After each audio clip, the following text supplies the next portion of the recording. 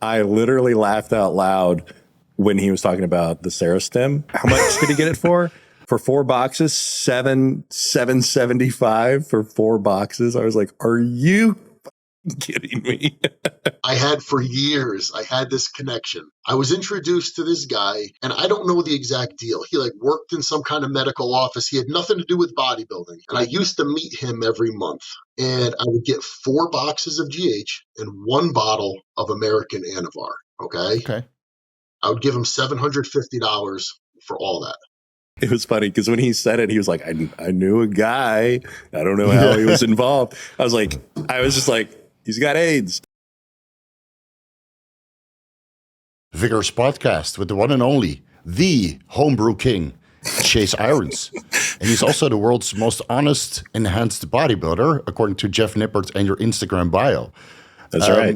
Tell me about this road to 20,000 nanograms per deciliter, Chase. What's going on? The road to 20K. Yeah. So I was in that Jeff Nippard video because Derek, your good friend, everybody's good friend, More Plates, More Dates, reached out to me and was like, hey, do you have any blood work from, your 3,500 testosterone cycle you did last year? And I was like, I do actually. And, the number was beyond 10,000. And I didn't even realize that the test that I took was going to have a cap at 10,000. I thought it was just at 1,500 it caps. And if you don't have a cap at 1,500, then your testosterone will. Of course, I didn't even think it would go higher than 10,000. I didn't think my numbers would be higher than 10,000. So when I saw that, Derek was like, well, shit. He's like, you don't have any ultra sensitive testosterone tests that could, do that. And I was like, not that.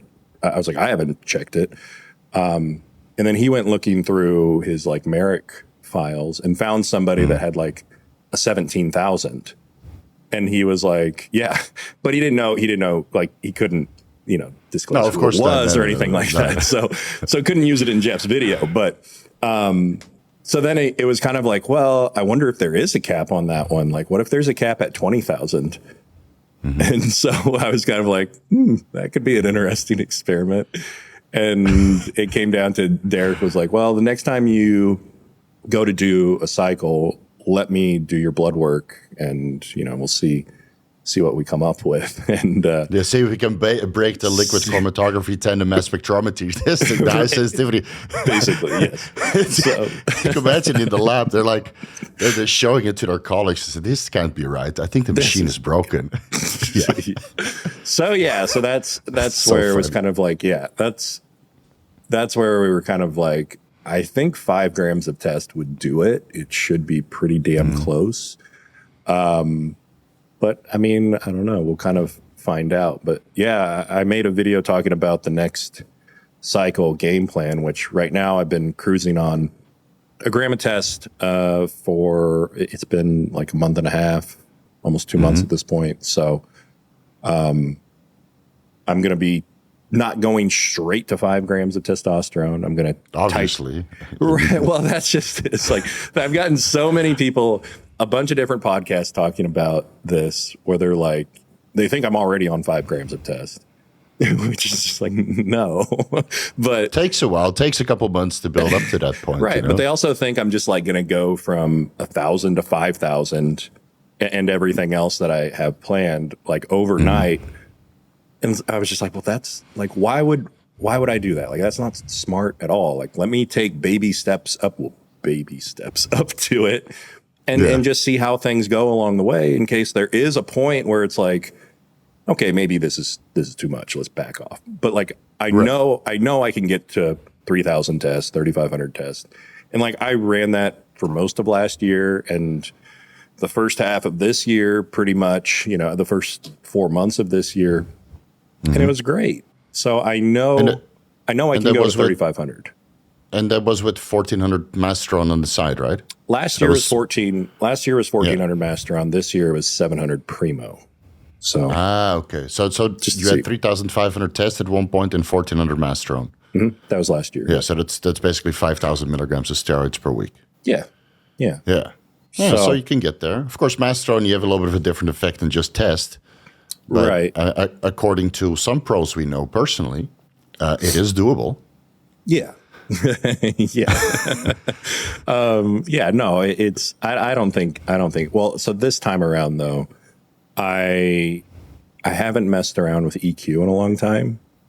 So I'm going to put that next to the testosterone, and instead of like mastering with Primo. Your anxiety is going to be through the roof, dude. Well, so that's the thing is like when I'm going to start off, I'm going to go to 2000 test and then bring in EQ at 700. Yeah. And so it's like I'm gonna do that, and then I'm gonna go from 2000 to 3000 test, and then bring the EQ up if I feel like I want to, because like at any point any of these can change. You know, like I might just leave EQ at 700 the whole way through if I'm like, maybe not.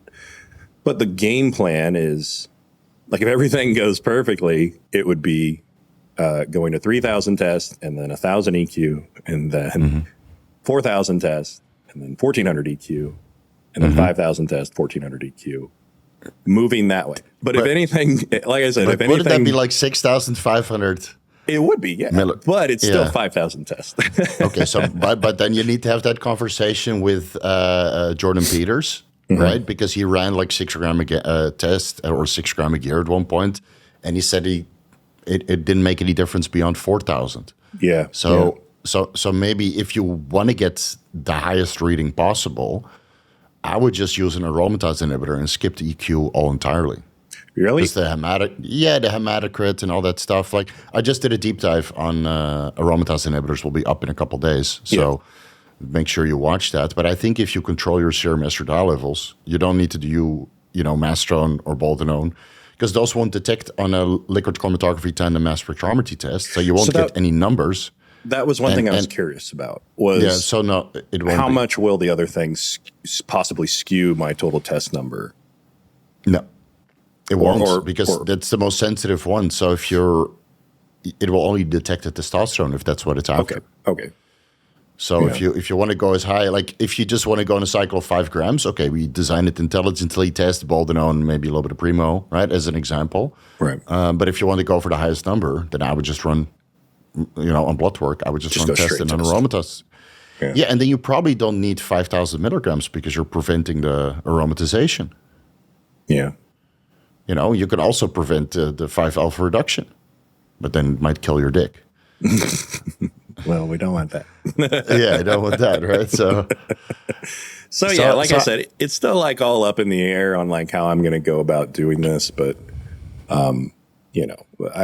nothing's set in stone. Can absolutely adjust things on the fly. I'm not just going to force myself to go through with something. If things start feeling off, and it's not like if you're going to die overnight, like people are just like, you're gonna die, you're dead.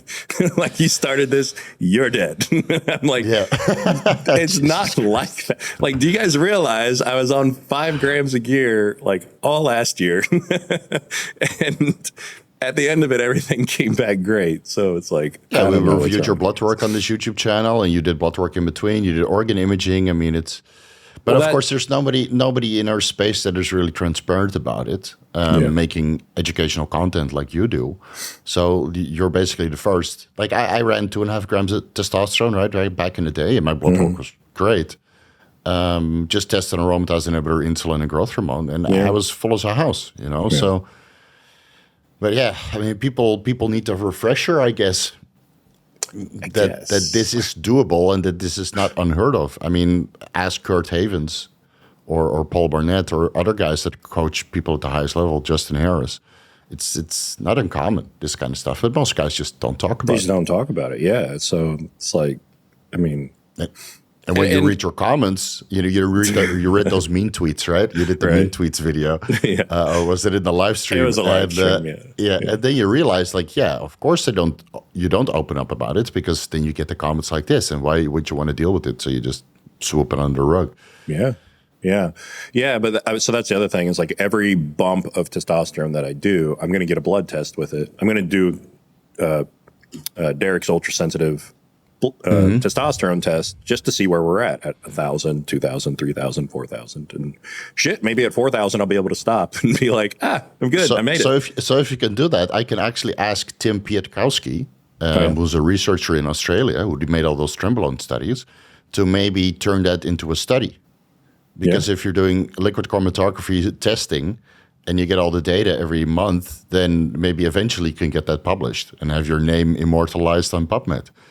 Nice. Yeah. So let me reach out. We're working on something right now. So let me reach out to Tim Pietkowski, and because he's doing a lot of this steroid research, and I think he would be interested. So if you can just constantly duplicate, we'll have a case report, right? Almost 40-year-old man increasing the testosterone dosages up until the liquid chromatography testing breaks. Well, like I said, I mean, it would be awesome if it goes over 20,000 on, or stops at 20,000, whatever, at 4 grams. Like, then it'd be like, sweet. I don't have to go any higher. I don't have to worry about it. I can go drop back down to 3,500 and do whatever. Do whatever, right? Be comfortable with where I've always been. So how did you, just to reiterate, like, how did you feel on 3.5 grams? It was great. I mean, it was great. Yeah. I'm on a gram test now. Like, I don't know. Like, I feel like the more tests you take, the thicker everything gets while you're on it. Like, everything just expands and blows up a little bit more. But it's like, even dropping back to 1,000. I mean, I am dieting right now, but I'm still making good progress, and I don't really feel, a whole lot different. I mean, the pumps are a little bit less, but it's like, I'm still getting stronger. Like, I'm still, making my progress, but, which makes me, it's kind of like, well, shit, you're making progress on 1,000. Like, what are you doing? Well, I want to have some more fun. So what I think is that after a while you get diminishing returns because the body starts to metabolize it faster, and whether that's aromatization or 5-alpha reduction or 3-alpha hydroxysteroid dehydrogenase activity, where it starts to break down the steroids, or glucuronidation, whatever. We'll have a podcast with Kurt and Dean about this topic. Yeah, I think at one point you just get diminishing returns through increased metabolism, and then you need to increase the dose. And of course, you build more androgen receptors, your training intensity goes up, volume goes up. I mean, when I did 2.5 grams a test, I could train twice a day, 6 days a week, and not get sore. Yeah, it's just. I mean, I guess unlimited power, basically. Now that you say that, that is definitely something, because like I've been on 1,000, and I've literally been doing only 4 workouts a week, 3 rest days. And it's like, I don't want to do the next workout. Like, I don't want to do until a week has gone by. Whereas earlier this year, when I was on 3,500, it didn't even cross my mind. Like, I was maybe taking one rest day a week and just going through my rotation. Yeah. So you don't need it. I would do chest in the morning and triceps in the evening. And then the next day, quads in the morning and calves in the evening. And then the next day I would do shoulders and triceps again. Sometimes you hit body parts 3 times a week. So that's just where you can make phenomenal progress and just get thicker and thicker and thicker, even in a caloric deficit. I think you have to live it before you understand it. You have to experience it. And of course, not everybody is in a circle of bodybuilders where people actually, were crazy enough to ramp up the dosages. Yeah. Not that we want to be on the forefront of this stuff. I mean, Nasser Nasser said that he was taking 1 gram of testosterone per day for ages ago, like 1 gram a test daily. So that's 7,000 per week. Yeah, 7,000 a week. And apparently that was true. From all the grapevine talk that I've heard. So, but that's a lot. There's, up until now, there's not so many guys that actually open up about it. You got you and me, Roman, Fritz, and then Paul and Kurt and all. Well, Kurt doesn't really talk about his cycles, but sometimes it's a bit up there, I think. Yeah.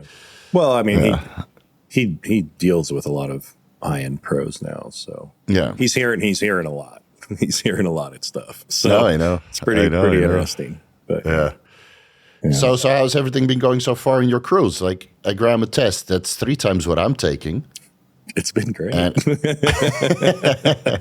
I mean, I'm gonna get blood work here on Friday, and because I want to see where my test is at 1,000. Then we're going to move on up. But yeah, I mean, everything has been, it's been really good. So I've never cruised at this dose. I've always dropped back to like 250 or something. And, right. you know, you lose a lot of size and get fatter. And yeah, I was like, let's just bring it down to 1,000 and see how things go. But, yeah, no, it's been great. And I guess something else worth noting, a lot of these podcasts that have been bringing me up, they don't realize that I've only been pushing these high doses since last year, you know, and they're like, before that, it was a lot of moderate kind of stuff, like no more than like 2 grams, mostly floating around like 1,500 or less. And there's a period in there where things were very low, but like up until last year, I had never gone over like 1,200 tests. And so a lot of guys are like, you know, you've been doing these cycles and, you know, you don't even look like you're a professional or anything like that at this point. And it's like, well, I mean, I haven't really been doing that for all that long. You know, been doing the like, pro cycles for that long. Give me a few more years and we'll see, you know, how things look. But and it's not like you've been 100% meathead the entire time, right? You took time off to get your wife pregnant. Well, there was that too, you had other stuff going on. So a lot of people forget that like pros have no life besides becoming a pro. Yeah. And they don't travel. They don't do anything besides eat, sleep, train. Yeah. That's it. And posing, maybe, leading into the contest. And that's what you need. But, you know, a lot of us people, we do like to take performance-enhancing drugs for our bodybuilding goals, but we also have distractions. Like I came off for an entire year, just HCG monotherapy. I lost all my gains. And now I'm like, you know what? I don't want to push it that hard anymore. But when I used to push it, I was growing like crazy. You know, I ended up at 260 pounds also. And I think if I continued for another 5 years, I would have been 280, maybe 290 at my height. Yeah. Yeah. But life gets in the way, you know, and aspirations change. Like I realized that I would look horrendous at 290. So I never really pushed it that hard, you know. 260 was already pushing it. Yeah. Yeah. It's not, I'll tell you, the heavier you get, it doesn't get prettier. No, I know. I mean, it's more fun to walk around with, but it's fun in the gym, but then the other 22 hours out of the day, that's the hard part. Yeah, it's a bitch. Yeah, so I'm staying at 225, 230, man. That's it. Yeah. But I will say that I started 10 IU's growth hormone this week. I already got edema a little bit on my ankles. So I did my blood work just now. That video's dropping today, so you can watch it after we're done. So basically everything, you know, where it expects it to be, right? My blood work is not getting any better as I get older, so the cycles have to be lower for me to be, you know, happy with the results. Yeah. So I'm going to stay on 350 milligrams of steroids, 150 tests, 125 primo, and 70 Anavar. It's like a day for you is a week for me. Well, I mean, I mean, when I'm, well, wait, what, you're 42? 44? 41 this year. 41. I mean, like I don't plan on doing this shit for another past 40, you know, so I've got, well, that's what Paul said also. A little more than 2 years. Well, he's 50 at this point, but he also took a long break in there. Yeah, true. But yeah, I mean, I'll be there eventually where it's just chilling and not trying to be a bodybuilder. More of a YouTuber. I still try to be like, do you get the bug that bites you? Yeah. So I realized that from 350, I get like barely enough recovery from the training intensity that I want because I still like to train hard. Yeah. So I'm like, you know what? I can increase my body weight a little bit by going from 3.3 to 10. I use a growth hormone. And then eventually the body weight will drop because I also get some fat loss from it, obviously. Mm. So instead of increasing the gear, which will skew my blood work, I will increase the GH, which will increase my body weight, but not my strength. But it will enhance the recovery capability. So fingers crossed, I'm going to run that experiment for 3 weeks, give or take, and then see. It's a bit of a waste, right? Because if you're on 350 milligrams of steroids, ideally you would want to run 2 or 3. I use a growth hormone maximum. Yeah. And now I'm going to 10. And then with IGF-1 alongside of it, simply because those boxes of Increlex are screaming at me in the fridge. I'm like, take me, bro. Inject this shit. Right. So I'm purely just after enhancing the recovery so I can still have, high quality workouts. Yeah. Because I'm already starting to push against the wall now. And I'm still not happy where I am training wise. Yeah. But I would be happy if I'm on 2 grams of gear, but my body wouldn't take it anymore. Maybe if it's just tests, it'd be all right. But I think so. Yeah, if I just do test. Yeah, if I just do test. I don't know. Let's see. Maybe it's a slow transition back up to 240 pounds. That's really my max. 225 is good though. It's comfortable. Oh yeah. I mean, like I said, well, I guess where were you last year at the Olympia? You were pretty light. Dude, I was like 200. You were like 200. Yeah, I was like 200. I mean, this year, the good thing though was like you were crazy lean and you still had peaks. So it's like, who gives a shit? I still got the. There you go. So like this year, you'll show up 220 like that. That'll be. I mean, that'll be good. Yeah, it'll be good. Impressive. At least I'm filling out my pants again. Yeah. So that's good. My legs almost disappeared, dude. Towards the end, I was like, fuck. Turned into me. Yeah. How's your legs doing? Like, how's those surgeries? How did those end up? My right leg is great. Like that. And that's the one they did ACL surgery on. It's 100%. My left one still has fluid sitting in the knee.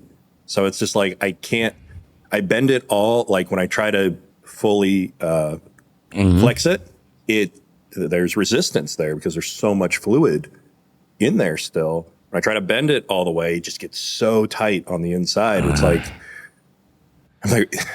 I'm almost scared to go back and be like, can you guys just drain this thing? Because the first time I ever went in there, that's what I thought they were going to do, was just drain my knee and send me on my way. But they were like, let's take an MRI, see what's going on in there.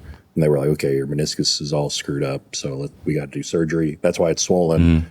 Yeah. So this time, I don't want to go back in and be like, can you just drain my knee? And they're like, let's get an MRI. And then we do another fucking surgery on it. So so I'm hoping it'll eventually just work itself out where the inflammation gets out of there. But that's the only thing. Like I can do leg curls, I can do leg extensions, I can do everything except squat movements. Like I can't do any squat patterns. That's what I want too. Like I can't do squats. I can't do hack squat. I can't do leg press. I can't do pendulum squat. I got all those machines. I can't use them. It's basically a Sam Sulek workout. What you're doing? It's like all extensions and curls. That's all I can do. I mean, luckily I got several different leg curl machines, but there's only one leg extension. So, so that's where I'm at right now. Is just lots of leg extensions, lots of leg curls, and adduction and abduction and calf raises, and that's pretty much my leg workout until this knee. And I get down in a squat every day and try to, get some mobility back in it. But it feels like if we just took like an 18 gauge needle and just, because I can see right where, like when I bend my knee completely, you can just see this bulge pops out the side of the knee. And it looks like you could just take a needle and jab it in there and just squirt out of it. Probably. But so why don't you go to that doctor who did that botch job on your teeth? He would do it for $50. Yeah, the guy that took my wisdom tooth out like a caveman. He would do it. He'd be like, fuck yeah. Just jab a needle in there. I'd have been like, I could have done that at home, man. What the hell? Yeah. He'd do it for sure. But so yeah, it's there. I mean, it's only been, well, I guess the left knee I did in September. So it's been like 9 months or so. Setbacks, man.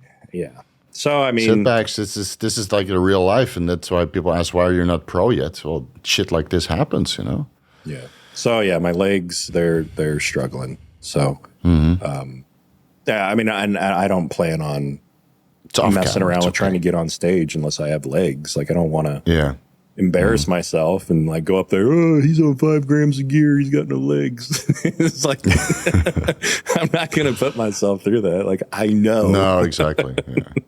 So yeah, that's. It's the same for me, man. It's my legs are just slowly getting worse, and it doesn't matter how hard I train them. It's just, I know I can't bring up the intensity, but I also don't want to run the gear anymore. And I really needed to blow up my legs. What I will do is I'll go to Holland and Dubai mid-July for about a week and a half, a little bit of a holiday and a wedding that I need to attend. And then after that, I think I'll train maybe up until 6 weeks before the Olympia, just lower body, just quads, and just same amount of food, same amount of drugs, but just train legs. And maybe a little bit of chest to kind of bring that up because those are my weak points.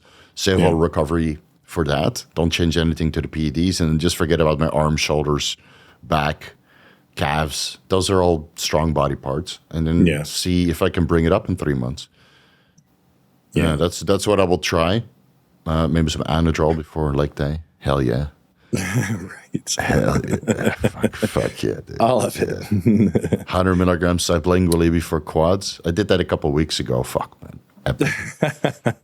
Yeah, you get 5 extra reps on a higher increment of weight, so it's good.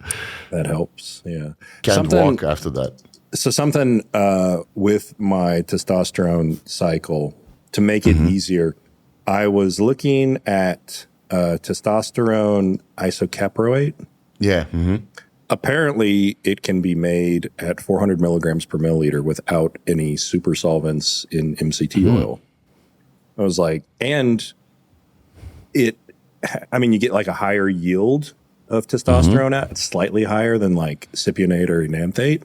I think it's like... Oh, really? It's a shorter ester. I have to look into my notes, but the percentage is higher of the net API. Barely. Okay. Yeah, I think it's like you get 72% of it. Yeah, that's about it. The same as enanthate. It's marginal difference. But still, I was like, oh, well, that could make things a lot easier. So I'm going to give that a try and see how that feels to make things easier.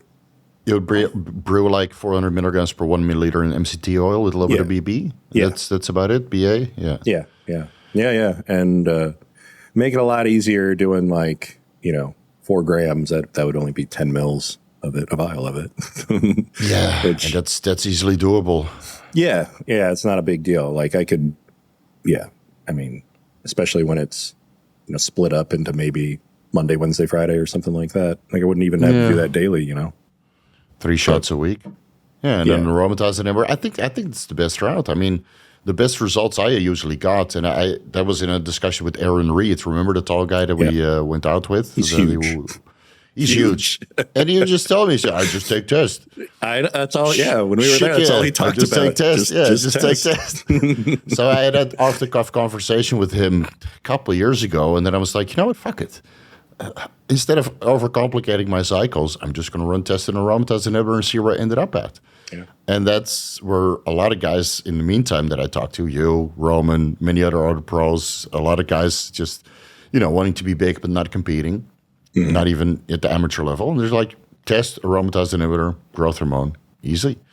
Yeah. That's it. They just slowly build it up as needed. Yeah. So it doesn't really have to be complicated. And then you see that the healthiest guys and the good-looking guys, they run the simplest cycles. True. It's a little bit boring though, but that's not exciting. That's true. Everybody wants to know what's behind door number 2. I mean, I started with 25 milligrams of Tren per week also. Just I wanted to get big fast. Worked like a charm though. Yeah. Everybody's like, why are you running 25 milligrams? I said, that's the most I can tolerate, dude. I've seen that. I've seen people are like, what are you doing? Why is it 25 a week? Yeah. I mean, if it worked, it worked. I got barely side effects, but still got side effects like bronchoconstriction. And after a while, I was like, fuck this, dude. I was happy to get off it. But after 6 weeks, I got the physique that I wanted. So it was well worth it. Yeah. I mean, if that's all you needed, that's all you needed. Yeah, well, muscle memory, right? I mean, well, sure. I mean, yeah. When that was a lot of what came back for me after that year off for the fertility stuff was shit just blowing back up and filling back out more than anything. And it was like, holy shit. But yeah. Good times. Good times. Did you watch the podcast with Evan Centopani? Yes, I did. Yeah. Yeah. I did. That was a good one.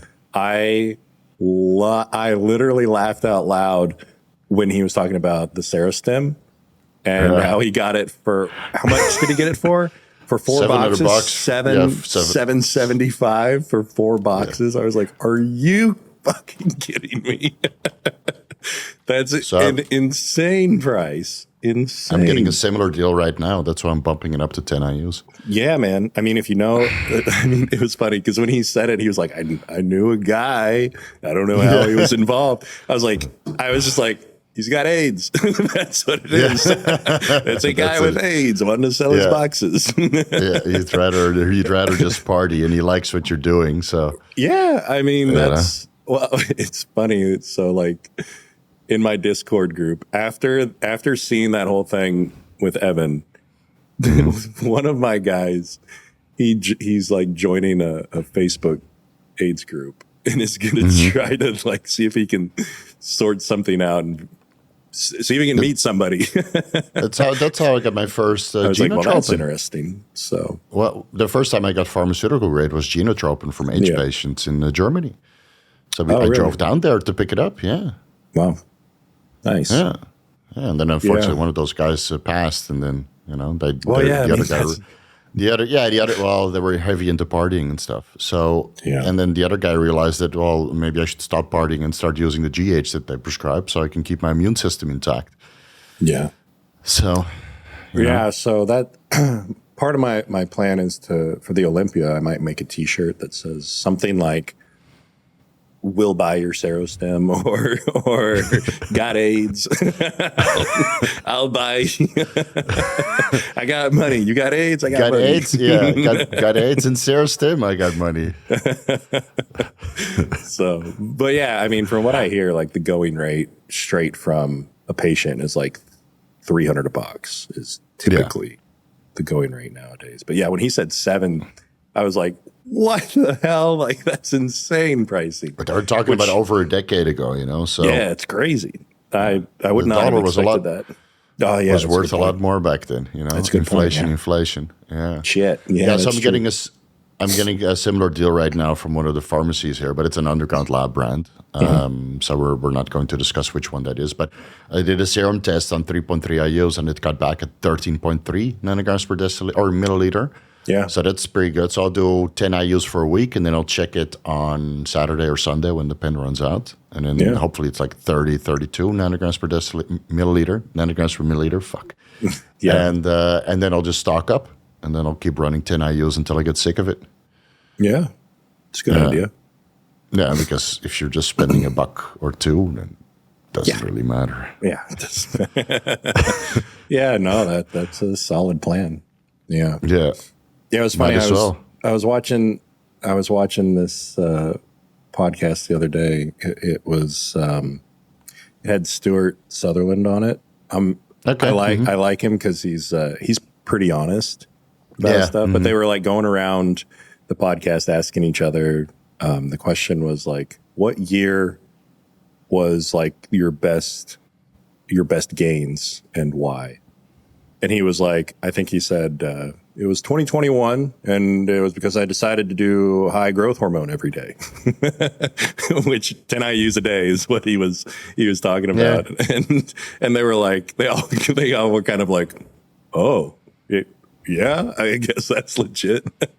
But I just thought that was funny that he just kind of out and said it instead of being like, well, I just upped my calories. I started training slower and more volume. Most of these guys do that already. It's just at one point you can finally afford that much GH.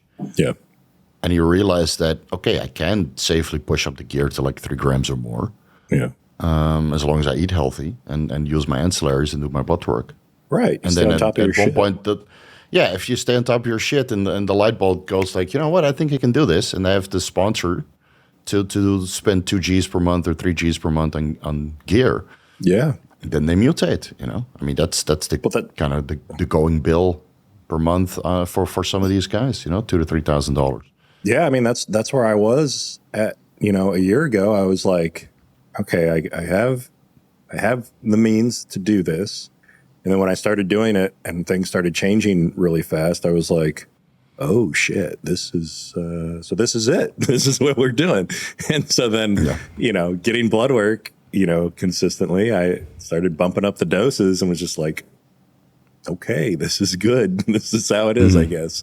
And it wasn't, I don't know. It's like, of course you hear the stories about, GH15 talking about all that stuff and Nasser and everybody else talking about whatever high dose stories there are. But, you just, until you like kind of go down that road, you just hope that it's almost like it's a fairy tale because you don't want to have to take that much. But then it's like you start taking that much and you're like, oh shit. Well, but of course it's not for everybody. Some people will get a better result on less, but still it's just like, for me, from what I've seen, I was like, holy shit, this is. I think I've met like 20, 25 guys that could get away with less than 2 grams of gear. Yeah.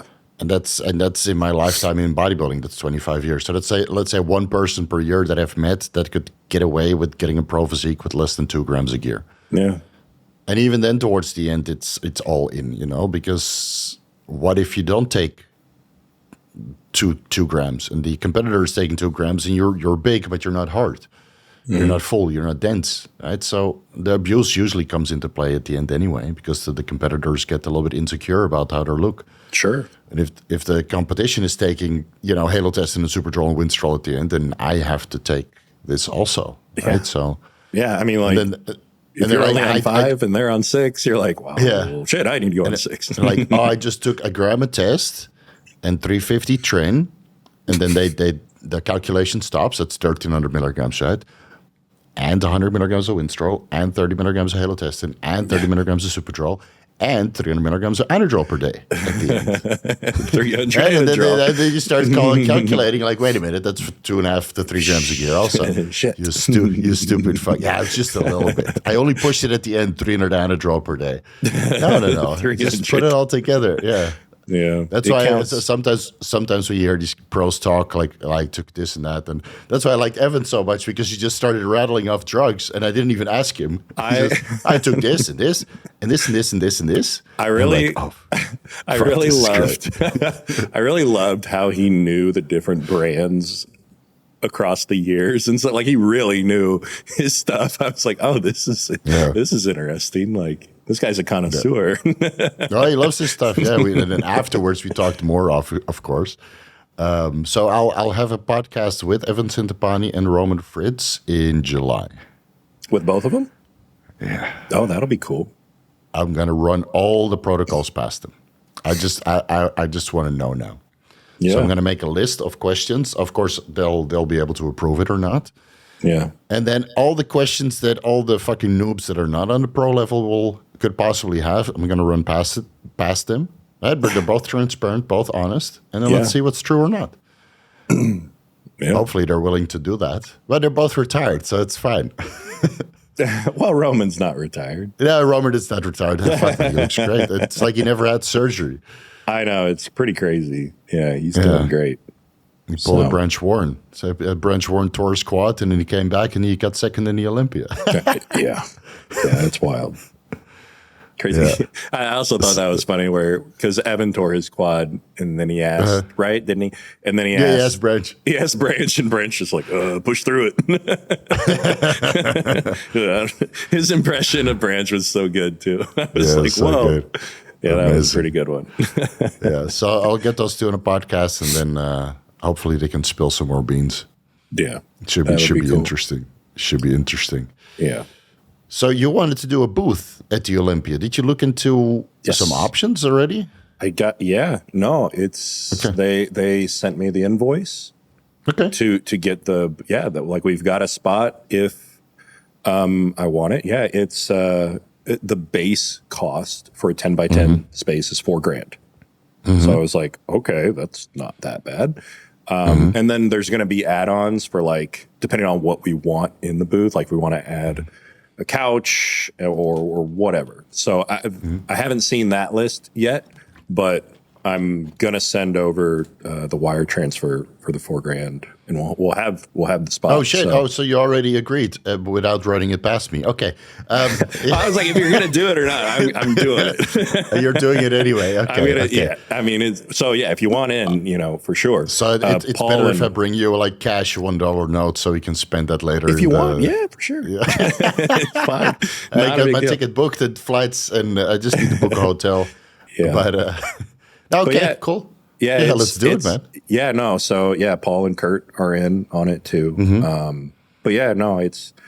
I haven't sent over the cash yet, but like I said, once I send over the money, then I get to pick my spot where we're gonna be. I wanted to get like I said on my thing, I wanted an end of like a row instead of being like in the middle of a row.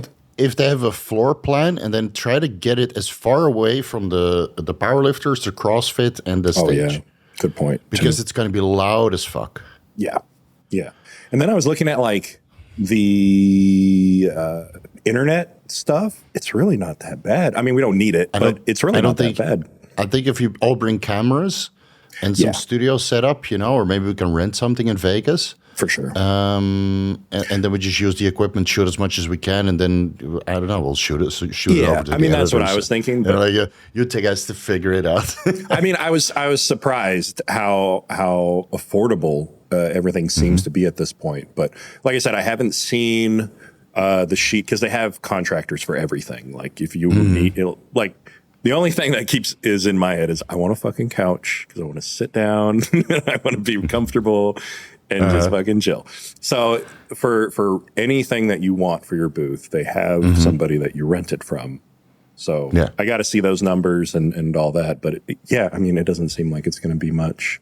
Okay. Not like what we were thinking, like $10,000 or more. So yeah, and then we'll just do interviews with people that walk past and do like a casting couch, but keeping the clothes on. Yeah, yeah. I mean, I just wanted a spot where we could hang out and not be stuck in the crowd walking around, and people could find us instead of missing us, because we cross paths or whatever. They can just come in and say hi and whatever. They know where to find us. We'll be on the map. We should have a sign. It says "Rest here, traveler." Yeah, rest here. Yeah, yeah. I mean, really, everybody will fucking know, man. All the fucking gamers will come over right away and say, "Oh, that must be." Right. Yeah. It's gonna be great though. Like, yeah. Because I mean, at the Olympia, the Arnold, like, I'm just so fucking tired walking around. My feet start swelling. And yeah, that's right. Yeah, I remember. Yeah, because I was off, so I'm fine, right? And then we're walking around, we're eating a little bit more freely. Yeah, and at the end, you were like, "Fuck, my fucking feet hurt, killing me." Yeah, so I mean, even 80 pounds heavier. Well, yeah. Well, also, it's like I brought my compression boots and stuff, so that when I would go to bed, I would put my compression boots on to just like push all the fluid out of my legs, and I'd be good to go the next day. Think about that. Yeah, yeah, it was nice. I'm gonna get the same shit also, of course. You should bring it. We should bring it and have people put the boots on and sit down with us for a while.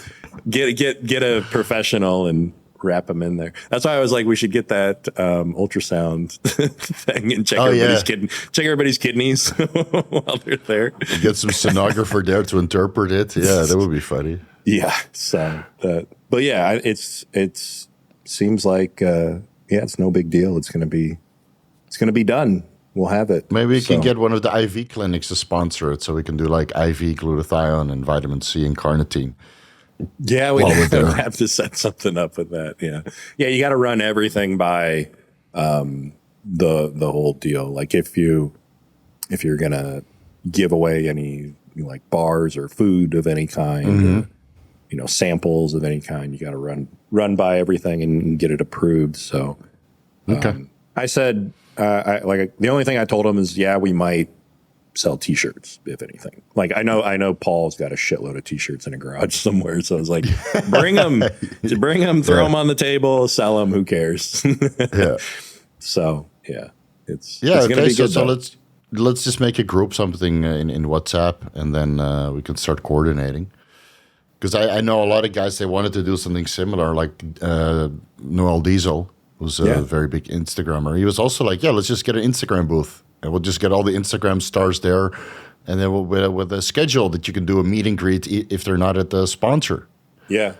And then so that kind of fell through. But if we're doing something like this, this is the first year to kind of test the waters. And if we get a get-together, and then, we just see who shows up and joins the live streams or whatever we're going to do. Yeah. Yeah, it's you had to like give it there's so many different things. Like you have to have a company, like you have to be an LLC or something to put in the like sign up the contract or whatever. And you also have to give your group, what is your space name going to be? And I was like, so I just put Chase Irons and Friends on it. I was like, I don't know. Like, what do I just call it YouTubers? Like, what am I going to put on here? So gear YouTubers. Yeah, I don't know. So I don't know, whatever. Yeah. Yeah, it doesn't really matter. Chase Irons and Friends, it's fine, man. I mean, what is his name? Mike van Wyk, also. Mike van Wyk? Yeah, the Canadian Mike guy. Van Wyk. Yeah. Yeah, Mike van Wyk. He also had his own booth with a car. And I saw that. I don't even know what they did. I think they just sell T-shirts. Yeah, they had T-shirts. Yeah, and then Hostile was there, but they were chilling in his booth. They didn't have their own booth. They had that last year with their own podcasting studios. And then that's where we met Paul Lazon, the IFB judge. So hang out and talking with those guys a little bit. So yeah, why not, man? Mm-hmm. If we're going to have VIP tickets for the show, we might as well have VIP tickets for the Expo, which means we have our own couch. Well, yeah. So you get an exhibitor Expo pass, so we get to go in. Well, the Expo is like 8 a.m. It opens 8 a.m. on Friday. We get to go in like Wednesday to like set up and make sure everything's good. Okay. And so we get to go in Wednesday, Thursday, whatever. When the fuck am I arriving? I know I'm gonna have to change my stuff and show up because I'm planning. The original game plan was I'm going to show up Thursday afternoon. So I'm gonna have to. I'm arriving on the 7th. So what day is that? 7th of October. Oh, that's Monday. Oh, yeah, you'll be there. Yeah. I arrive at 4:20 on Monday. Whoa. They're going to check my bags for sure. Where are you coming from? You're Dutch? Yeah. It's legal now in the U.S., so it doesn't matter. Yeah, I should probably change my flight and room to like Tuesday or something. So I do have some sort of obligation on one of the Expo days, either Saturday or Sunday, about 2 hours. There's remember that seminar that was there last year? Yeah. They're going to go bigger, so they asked me to host, I think, the TRT one. Oh, really? So I get a little yeah, same deal as Swiss. Yeah, same thing as Swiss. Just show up, talk for an hour, have fun, and then go home. Did you ever hear anything about this Steroid documentary that we're a part of? No, I haven't heard anything yet. No, nothing yet. Yeah. So for the guys who don't know, me and Chase, we were interviewed heavily for almost an hour each for a Steroid documentary. That's, man, what was his name? I don't know. They wanted to go pretty big. Yeah. I'll shoot him an email. I have his Instagram. I got it. Yeah. I'm curious. And they were very happy with our answers because, I mean, you and me are the most transparent guys ever. Yeah. So they're pretty happy. Yeah. And I wonder what happened to that documentary because I would like to see what became of it. But maybe they're still working on it. I bet they're still working on it, but I wonder if they've like started moving on to the next steps. So Chris Bell was also working on a sequel to Bigger, Stronger, Faster, Part 2. Oh, really? And he's been working on that for a while now. That would be nice too. Yeah, he interviewed Liver King. Oh, really? So let's see. Of course he did.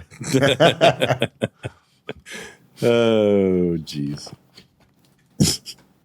Yeah. That's funny. Man. Yeah, that's funny. So yeah, I'm excited for this booth. It's going to be a lot of fun. And then as soon as it's all finalized, we can just announce it. So create a little bit of hype. And because even last year we were walking around a lot, right? And then I get these messages, and they're like, "Steve, where are you? Where were you? I didn't see you at the expo." Exactly. Yeah. Like there's so many people. We were meeting people like 24/7, right? We walked 5 meters, and there was another person that followed us and or watches stuff. So now we can just, I don't know, collect people. Just say here, this location, right? Row J. Oh, number 10. They'll be able to look on the map and be like, Chase Irons and friends. Oh, there they are. They'll just go follow it on the map.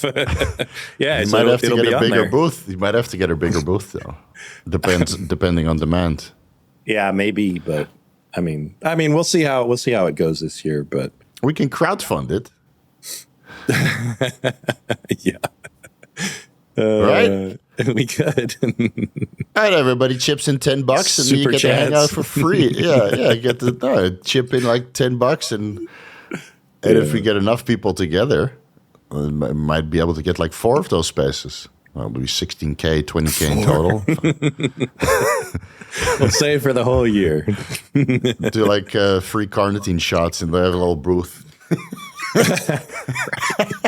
We're gonna be doing injections. Is that okay, guys? It's just water. They did IV treat. I think they did IV treatment last year. Yeah. They had an IV thing set up. So yeah, and they did that the Swiss also. Yeah, we could get Todd's a doctor. We can just be like, we got an MD. Get one of my private Thai nurse to fly in. We got an MD. Yeah, we got a nurse. She's taking care of it. Whatever. Oh, man. Just got people pulling up their shorts and just jabbing them in the quad or whatever. As a conveyor belt, you just line 10 of them up and then next. Yeah.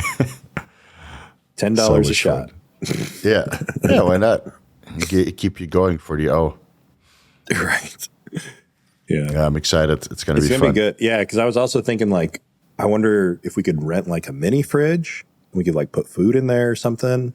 And that way. Otherwise, you can buy one. You go to Walmart and you buy a mini fridge for like $200. It's weird. That's true. We could. The thing about it is, like, they have rules on what you can take in. Like, the things that you can take in, it must be.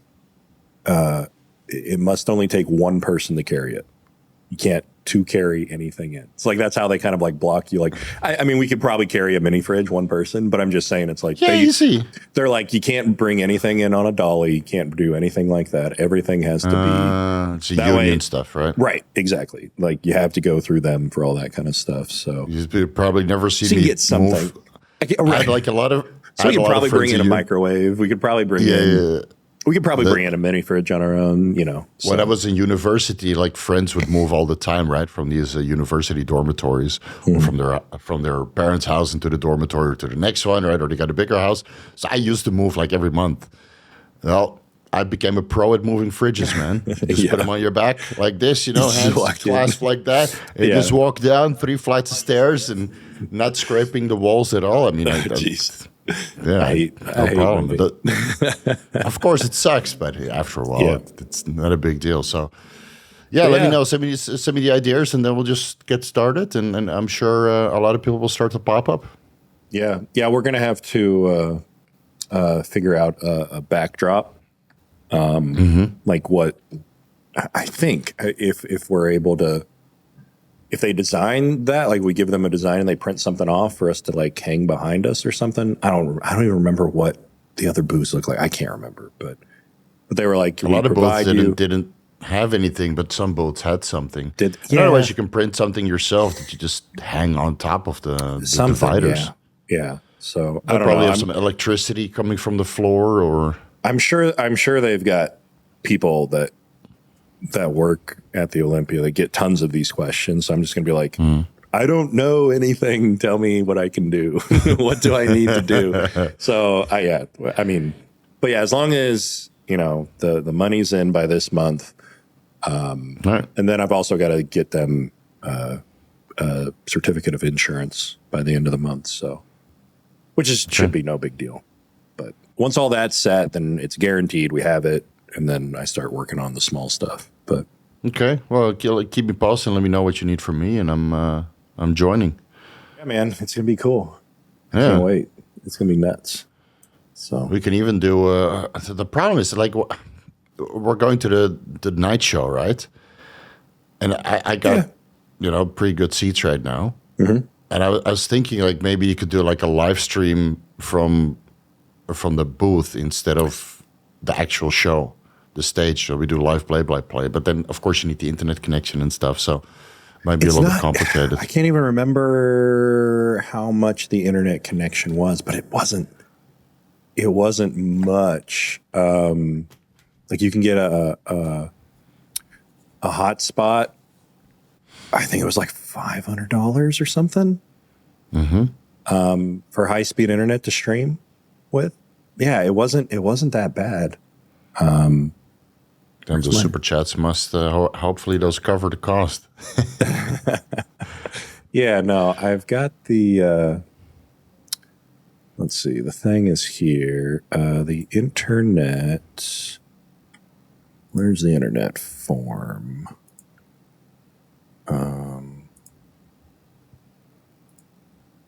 Yeah. 5-day convention Wi-Fi, $240. So that gets Wi-Fi. you connected. That's probably not enough to stream. It gets you connected to that. Yeah. Okay. Well, okay. The hotspots are more. It says offers flexible packages, various download speeds in a single location in the convention center. This would be for streaming. So, yeah, that's about $2,200. that bumps it a little bit. We can go to Sapphire for that money. Yeah. Sorry, guys. No videos for you guys. We spend it all at the go-go bar. Oh, well. All right. So the hotspot is a little more expensive. Yeah. But, oh, well. That's okay. We'll just bring some cameras, film whatever we want, and then make some videos. I mean, Or just uploads do better than live streams anyway for views. So, yeah. Whatever. Actually, my live streams are popping off lately. I get like 10, 15,000. Really? That's pretty good. 10, 15,000, yeah. That's pretty good. And well, you also you're getting like 250 people in there. That's pretty cool. Yeah, and it's nonstop super chats and member questions. It's insane. Awesome, man. Yeah, it's awesome. Yeah, it's insane. So it's worth doing. The questions are a bit silly sometimes, but what can you do? Yeah, it is what it is. Yeah, no, we have a good. I pop in there. I'm like, holy shit, that's good. Yeah, it's awesome. Yeah, it's really ever since I stopped posting shorts, the channel has been growing again. So I think the shorts just really. I did it. Yeah, I did it for 2 years. I did it for 2 years. They were killing my channel, man. And it's the same for other channels as well. It sounds good on paper, but it doesn't work. Doesn't produce. It's just for Instagram and TikTok. That's a bummer. Yeah, I mean, that's cool. You figured it out, though. Yeah, because your channel's been growing like crazy.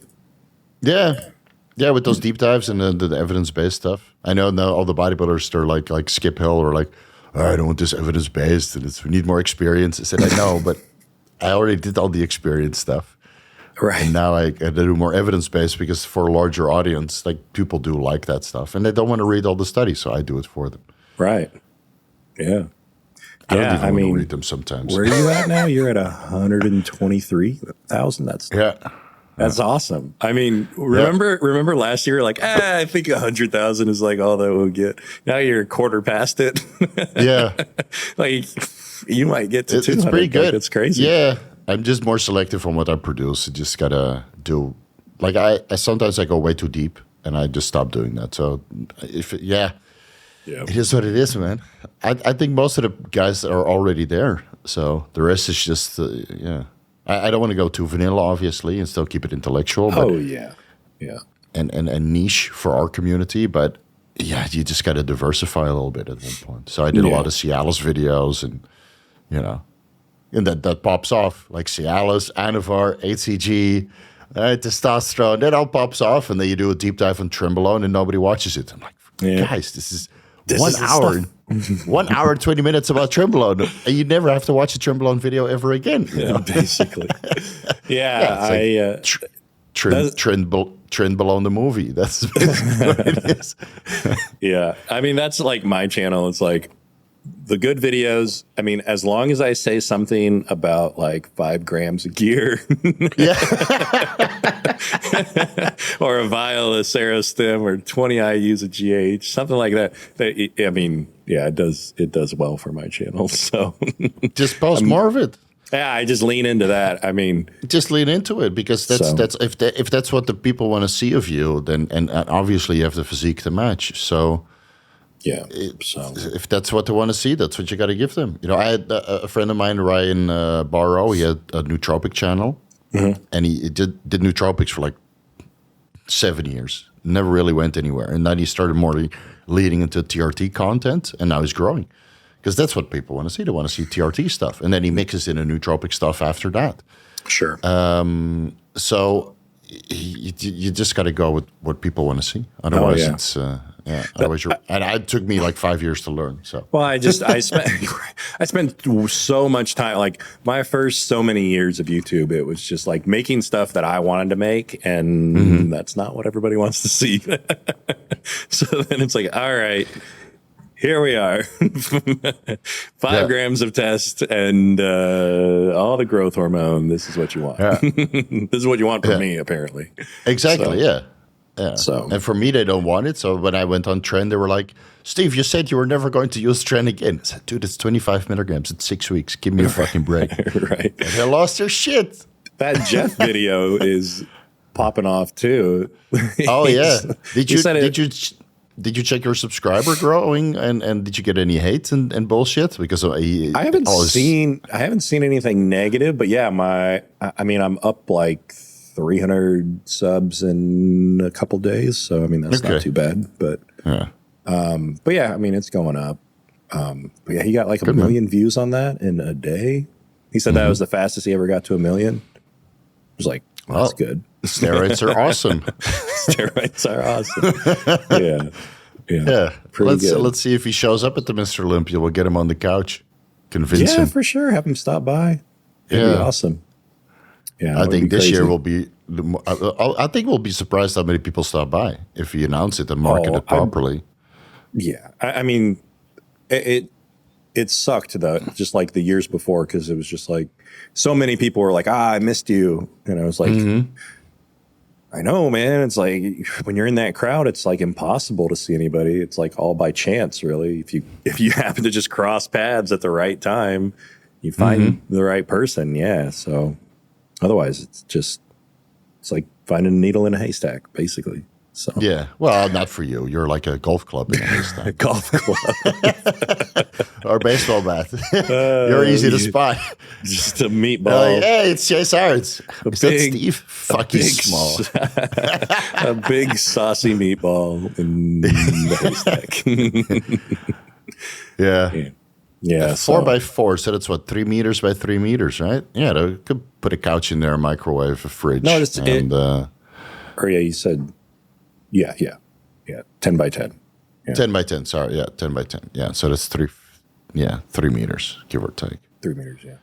Yeah, it's basically it's the standard size, you know. It's a standard, yeah. I remember some of those smaller boats on the outside, and that's where you want to be, right? Just on the outside, so it's nice and quiet. So at the Arnold, Scott McNally had a space on the end of the booth where he had a couch. He had a nice leather couch, 2 leather chairs, so everybody could just like chill. And they had like a coffee table in the middle. Like I'd like walk by there every couple hours and just sit down and put my feet up for a minute and then get up and leave. Yeah, so it's that's what I have in my mind. It's just like somewhere we can just chill, keep all of our shit, you know, so we're not walking around with backpacks and water bottles, and just relax and have a good time and say hi to everybody that wants to say hi. So I'm sure we can hire somebody to kind of keep loading us up with water and small meals and like a little PA, you know? I'm sure we could. Your wife isn't coming this time? No, we're talking about PAs. My wife is not coming. Well, I was just thinking, I was like, well, my wife's not coming. No. So she really wants to come, and we got her a ticket. But if we do the implantation in August, then she might be just like in the first trimester. Mm-hmm. And again, if the doctor says, yes, you can fly, right, everything looks healthy, then we'll fly. Yeah. But it's still a bit risky because IVF is just, it's an unnatural process, and it's a little bit more risky. Plus, I'd rather have her not move away from the doctors here, because here everything is so much easier. Yeah. Compared to like if we go to the doctor in the US and it's not a regular doctor, and then the hospital bills, we don't have any insurance, or we have insurance, but will they cover the crazy expenses in America, right? I mean, so you don't want to do that. So we'll have to see. So we got her a ticket, but if she doesn't come, then it's just going to be me. Aaron is coming. He just booked a ticket. Yeah, nice. Yeah, so he's coming. He's a big boy, so he can be my PA. Yeah. Well, so like the booth only comes with 4 exhibitor badges, so. I get one, you get one, Paul gets one, Kurt gets one, everybody else is PAs. Yeah. We got Colton and Nicholas and Aaron. I think Aaron booked a ticket, but maybe these other guys from the podcast will also come. I think Nicholas said he wasn't going to be able to make it. Colton might. Yeah. So we'll see, though. Never know. I got my ticket, so I'm coming 100%. Yeah, I'm coming. And I'll be there for like 8 days, 9 days. A little bit of a craziness before and after. Yeah, I mean, since we're getting the booth for sure now, it's like I'll probably be there a week. I need to change. Yeah, I got to change that because you were supposed to come for what, 4 days, 5 days? Yeah, I was going to be there from Thursday to Sunday. But now I think I'll probably be there from Tuesday to Monday, because like I think Sunday evening is when, I don't know, our booth is done, basically. Yeah, we did the day after. Let's see, I come on the 7th, and then I fly out on the 18th. Damn. That's 11 days. Anyway, got to do something with your money. I mean, really. Well, that was the other reason, like, me and Paul were just kind of like, let's do the booth regardless of what it costs, because it's a tax write-off. Yeah, for you guys, it's a tax write-off. Right? I was like, I gotta put my money somewhere. Like, I'm not building a gym this year. My wife was like, "What's a tax write-off?" So, yeah, it's what is that? I said, "Well, you pay taxes. You can write stuff off for your business." It's what Trump said he does because he's smart. Yeah, that's what he said on camera. Yeah. He's like, write off as much as you can. He's like, I don't pay taxes because I'm smart. What are you talking about? I mean, there are always ways to relieve the taxes to almost zero. I mean, you spend a lot of money. Yeah. Yeah. Put money into stuff. Yeah. Into stuff. Yeah. Well, marketing, I mean, this is technically like a marketing thing. So I'm pretty sure there's no cap on marketing. Like, you can spend as much as you want, and it's a write-off. So most of the guys that I knew that traveled worldwide, they just do the traveling and the YouTube. That's all expenses marketing. Yeah. So yeah, everything, the clothes, whatever you show on camera, like Star Wars Theory, he bought a Lamborghini, and then he makes one video a month in his Lamborghini, and it's a marketing write-off. Marketing. That's pretty good. Yeah. Yeah, so he just makes his accountant is like, yeah, you bought this Lamborghini on your business, right? So now you got to show it. I got to do that. I said, yeah, how often do I have to show it? So, well, a couple times a month. He just sits in his car, records videos on the gym. That's a good idea. Yeah. I should tell my wife that. She's going to be like, okay, we can get the minivan. Yeah, well, your car's pretty big. Your car's all pretty right, big. We'll film in a minivan. I will definitely get a minivan when I have kids, man. It's I mean, it's funny because I actually even looked at some of them, but I mean, our car is big enough for now. I mean, we might go one step, because like we've got the Cherokee. We might go to the Grand Cherokee, which is just a little bit bigger. But Yeah, we'll probably a get bigger, a a little nicer. little minivan here, Toyota all parts, but we're a couple years down the road. Yeah. Like a 6-seater, and then I can also use it for family. Should look at Kia has a really good van. Yeah, really good so one. something similar, but from Toyota. Oh, yeah. Yeah, first I'm going to buy myself a new motorcycle, though, when I get back from the trip in July. That would be fun. Yeah, I'm done riding this NMAX. That's a scooter, right? But it's a maxi scooter. Yeah. So I'll buy a BMW probably. That'd be cool. Yeah, I've been eyeing that one. Every time I see a bike on the road, I'm always like, oh, that would be nice. They're so cool. But it's scary. My wife let me get my scooter. She wouldn't let me go the motorcycle route. but how fast are the scooters over there? Like here, they go like 130. Well, yeah, kilometers, so like 90 miles an hour. Well, yeah. So like my scooter, the stand-up one. I don't know if you saw that. I mean, it goes 45. Is it the one you just stand? You don't sit on it. Yeah. It basically looks like a kick scooter, but it's fucking huge. It's a tank. It's built to hold somebody that's 300 pounds, but it's. I think I saw that. I think I saw that in your like where the PlayStation and the sauna and all that stuff is. Yeah. So it's big. It's huge. It's definitely not portable at all, but it goes 45 miles per hour. So that's enough.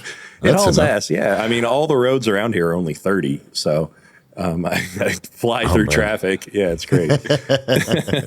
Yeah, that's what it's there for, right? Like, so I have a scooter right now. I just go in between the cars. Yeah. But if I want to, I can go like 100 kilometers an hour. Yeah. On the roads, because that's how bad the roads are. I can go faster, but the roads are just bad. Yeah. So I'll probably get a little bit bigger one, but a BMW. They got a couple nice maxi scooters, and then I'll have to deck it out, of course. With some highlights, some wrap, some nice suspension. Yeah, that's my big problem when I start getting stuff that I'm not sharing, is I mod everything. And this car that we have is the first time I've never changed anything on a vehicle ever, but it's because my wife drives it too. So, but of course there's not much you can do. There's not much I could do to a Cherokee. I was like, are there any like engine mods I can do on this? It's like, whatever. You put the rims on there and maybe some, that's it. That's it. I mean, basically modification culture in America is huge, right? In Thailand, you barely have it. So it's really hard to find a place that is willing to modify with you. So yeah, but financially I'm doing well, so why not treat yourself once a year to something nice? Yeah. That's funny. Those scooters aren't that expensive. Right. It's not like a Harley. A Harley is like $60K. Yeah. A good one. They're cool though. They're very cool, yeah. But those you're stuck in traffic, so it doesn't make sense. That's true. Yeah. Those are heavy too. Very heavy. Yeah. They have all those crazy motor shows I learned how to drive on my dad's ride on my dad's Harley. And the very first time, it's like he had like a big Harley. Like I don't even know what model of it, but it was like the one that's just like got all the fairings and stuff. It's a monster machine. And he put me on his 1200 Harley Sportster, and I just like vividly remember like getting at like we lived on a dirt road too. It was like gravel and rocks and stuff. So like we get our bikes out at the end of the road, and he's like, "All right, let's go." And I had no idea, and he just takes off just down the little slope to go to the highway. And I'm like, okay. And I like gas it and start going. And I didn't realize at that time, like there's a certain speed once you start going so fast to turn right, to like go right, you like push on the handlebar and it takes you that way. So I was like so confused. I'm like going down this road and I'm trying not to go into the ditch. So I'm like trying to turn the steering to the right, and I keep going left, and I just go straight down into the ditch, and it just falls over, and I'm like, what the hell? And I'm standing next to it. My dad is at the bottom of the hill, and he turns around and looks up, and he's like, what? And he turns around and drives back up. And then he's like, all right, let's go again. And luckily, like, I mean, that thing, those are built like a tank, so it didn't like scratch anything or whatever. So, but yeah. That's how you got to learn the hard way, man. That's how what I it learned was. also. Yeah, that's what it was. But I mean, once I realized that, then yeah, it was cool after that. So, but you don't drive anymore besides that little it's kick besides stuff. the scooter. Yeah, no, after that, I rode my dad's bike for like a year, and then I got my own Yamaha R6. Yeah, which just like a 600 sport bike, and then I had that for a couple years, and then upgraded it to a Honda CBR 600 double R, and that was pretty sick. Yeah. And then once I moved to Chicago, I got rid of that. So yeah, but the traffic isn't that bad, or at least from what I saw in Chicago. No, yeah, it's not too bad, really. No, just you got to be in a nice summery place where it just rolls all the time, where it's hot. Yeah, like here it's always weather for the motorcycle. So besides when it's raining. Yeah. Well, that's the thing about the scooter is like I can't take it every day because it's like there's rain, there's snow, there's the weather's all over the place. And then it's super freaking hot. And then it's like if I got to go to the grocery store, I can't take it because I can't carry groceries on it. So it's like with the backpack on. Yeah, but then I can't get much groceries. Not enough. But yeah, that's all I use. Oh, man. Short trips, but it's a lot of fun. To that little, what is it, gas station or 7-Eleven that you have around the corner? Yeah. Of that gym? Of the... Oh, wait, for what? Your Chase Irons Fitness, right? When you go down the street, there's like this little grocery store over there. Oh, that's right, yeah. Yeah, I mean, just pop in there and grab some stuff. Yeah, cool, man. Did any questions come in from your Instagram? Yeah, there's a bunch of good ones here. Okay, here's a good one. Somebody says underground lab versus home brewing, pros and cons, and is pharma grade gear overrated versus underground lab and home brewing? Well, it's almost the same, but the home brewing is for yourself and underground lab is for selling. True. Yes. The process is pretty much the same, but at least with home brewing, you can control the variables. So I would personally, if I touch anything, it's pharmaceutical grade or homebrew. But in some instances, when I know that the underground lab is high quality, then I'm willing to make an exception. Right. So that's the situation that I'm in. Like all the way up until a year or two ago, I was making all my own stuff and using all my own stuff. And then, got in touch with different sources that became very trusted to me. And that's kind of like part of the agreement that we have is I get gear, they get access to my members. So there you go. so I run 5 grams a test and they handle it.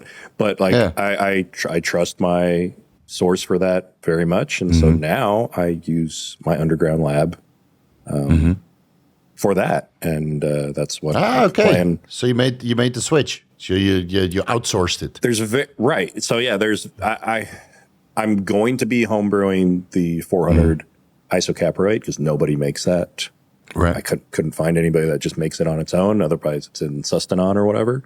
So I'm making that on my own. That's going to be my own thing. But everything else that I decide to do comes from an underground lab at this point, except the ancillary stuff. That's always pharma. Like I don't mess with like the research chem. No, me neither. Liquid Arimidex and stuff like that. I get all of that pharmaceutical for sure. Yeah. So the only thing underground lab I use right now is the GH. And then the Anavar that I use, it's technically underground lab, but it's produced in a pharmaceutical facility that also produces pharmaceuticals that are FDA approved here. So it's the same place, but never went through the FDA approval process. So it's pharma-like, I would say. And then I work with a compounding pharmacy that handles, 5-amino-1-MQ, BPC-157, thymosin beta-4, et cetera, all these weird peptides, right? Yeah. So they get it from, I think they source it from TaylorMade, and they get it to Thailand, and they get it third-party tested here. So it's up to par. And then, that's not that's not an underground lab, but it's not technically pharma either. It's a compounding pharmacy. It's like, pharma quality, but it's not FDA approved. Right. I mean, that's something that a lot of people don't understand is compounding pharmacy is just like a fancy underground lab, because there have been owners of compounding pharmacies on my homebrew membership where it's like they learned how to make their stuff from me. And it's like, oh, so that's how the compounding pharmacy thing goes. So they need to learn it somewhere. Yeah. Right. But the facility that they have, that's then regulated by the government. Right. But the products that they might produce is not regulated. They have United States or United Standardized Pharmacopoeia and good manufacturing processes. And of course, if you have a facility like that, you need to undergo, that kind of scrutinous testing. And that you get potential oversight from the FDA, but the products that they produce, that's kind of in their hands, That's why you still see so many compounding pharmacy in the US prescribe TB500 and BPC-157 and all these peptides, none of which are FDA approved. Some of them don't even have human studies on it. Yeah. I mean, that reminds me of, have you seen... You know who Jason Theobald is, right? Scooby Prep is like his. He's been talking a lot about not semaglutide, but Tirzepatide. Tirzepatide, yeah. And how he's been using it to reverse people's guts. Basically, and getting them more insulin sensitive and stuff. He's only been talking about it recently since this month, but I'm looking at it right now. He's started this thing called the slingshot method, which to basically turn somebody's insulin sensitivity and inflammation and all that around in 4 weeks time, so they can get their digestion right and continue on with their gains. But his one of the main compounds in that is the Tirzepatide. And so all it does is blunt your appetite. And so you can also just eat less. Well, it also, because I don't understand this as well as you, what's the GIP part of that do? So you have glucagon-like peptide 1. Right. So that activates a GLP-1 receptor. And then gastric inhibitory polypeptide, also known as glucose-dependent insulinotropic polypeptide. So the name already says it. It reduces gastric acid secretion and gastric emptying, but also promotes insulin secretion when glucose is present. So if you take it on a ketogenic diet, your glucose or your insulin secretion is not really enhanced. But if you take it with carbohydrates, then it helps to regulate your blood glucose levels. But it also slows down the rate at which food enters the intestinal tract. So it's similar to berberine in that sense, or metformin. Right. Yeah. That also slows, and apple cider vinegar, for example, also slows how food enters the digestive tract, and thus improves insulin sensitivity, because instead of absorbing this meal in an hour, now it's 2.5. Right. So the insulin releases less, and the ability to absorb these nutrients is enhanced because it's over a longer period of time. And if you megadose these compounds, the gastrointestinal tract gets so lazy that, similar like metformin, you just shit half of the food out, undigested. Yeah. Not fun. Yeah. So with Tirzepatide, it's better just to take like 0.5 milligram or 1 milligram on Wednesday, Friday instead of 5 milligrams on Monday. And then you get fucking nauseous. You can't eat. Well, yeah. He's saying like the dose of 1.25 milligrams is like the dose worth using with. Most of the times I recommend it's like 0.5 milligram to 1 milligram. And then if you stayed on for 16 weeks, if you have a long diet, okay, then you might need to increase it to 1.33. or 1.66 to kind of like you go through a 5 milligram vial in a week, basically 3 shots. Yeah, you remember it was like a few months ago or something. I wanted to play around with those. Oh, and, yeah. Well, you told me. I think you told me like do 0.5 milligram every other day or something like that, or Monday, Wednesday, Friday or something. Yeah. And I did, but I was already doing 1 milligram on Monday, Wednesday, Friday, and it hadn't hit me yet. That next week, the entire week, I was just like, oh shit. Like, I just felt sick constantly. I did not want to eat anything. I didn't want to touch anything. I didn't want to move. I was just like, okay, this is terrible. And literally just completely stopped it for the entire week, and then went and did 0.5 milligram, and everything kind of evened out. But I was just like, holy crap. Yeah, you overdo that thing. You're fucked up for a while. So I had a guy here in Thailand. I hooked him up with the compounding pharmacy, and he shot a whole vial, 5 milligrams. He couldn't eat for 3 weeks. He lost 25 pounds. But you're miserable. You're so he was miserable. He couldn't It's eat. so He couldn't bad. drink. He couldn't keep anything You can't down. train. Like, You can't do anything. I didn't want to. He was here on holidays. He Oh, was here on jeez. holiday for a month. He spent 3 weeks in the hotel room just being miserable. Yeah, poor guy.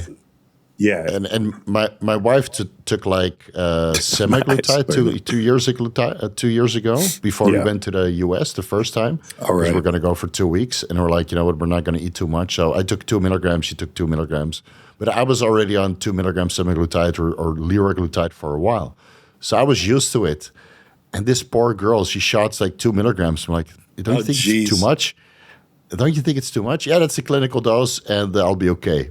Couldn't eat the first week, so we went to Disney. We went to Disney World, and she couldn't eat anything. And then after every ride, she was like, "No." I remember you talking about that. Like, well, that poor was part of the girl. reason. Like, everybody was talking about this shit. And I was like, I want to see. I just want to see. I want to see what the deal is. Like, how does this work? And I overdid it, and I was like, oh wow, okay. Now I see. That sucks. It's brutal, man. But then, so that like semaglutide is just GLP-1. Yeah. Tirzepatide is GLP-1 and GIP. Yeah, and you have a retarded child. Right. I was going to ask, what's the difference between that one? So retatrutide is GLP-1, GIP, and glucagon. And I think that's the future. But it's very expensive. It's very expensive. $225 per vial. Yeah, I saw that. Me. Yeah, I mean, I can expensive. get growth hormone cheaper than that, you know? So Right.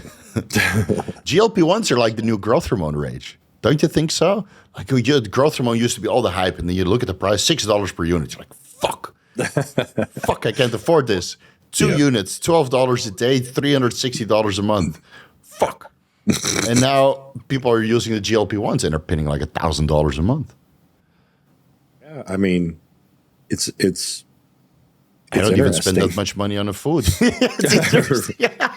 It's And interesting. I think they're absolutely great. Like if you've been dieting for a long time and you really can't control your appetite, and that's something you need to kind of push you to the next level of leanness or post contest where you're ravenous, I get it.